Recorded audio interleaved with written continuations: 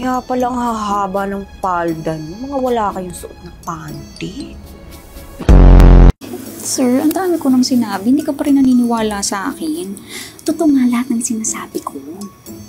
Okay, fine. Sige. Kung ayaw mong maniwala, i-dare kita.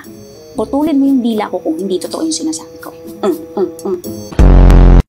Sandali! Ito na! Oo na! Oo na! Ah! Ay! Ito na nga! Ito na! Diyos ko, ang hirap na manakbo dito. Ay, huwag ka sanang sumunod. Ay! O siya, sige na. Maiwan ko na muna kayo, ha? Chismis lang ako doon, ha? Pabuko. At si Fidel? Dahil ang akala niya ay umiibig ka rin sa kanya. Ay, naku. Sir, huwag niyo na po siyang intindihin. Maraming akala yun. Akala nga niya gwapo siya eh. Umiibig ka na ba?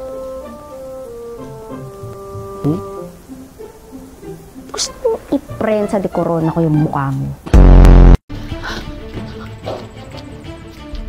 Eddie, wow. At anong ginagawa ng isang binibini na tulad mo dito sa lugar na to? Ano pa nga ba? Ang ginagawa ko dito sa damuhan. Ano nga ba?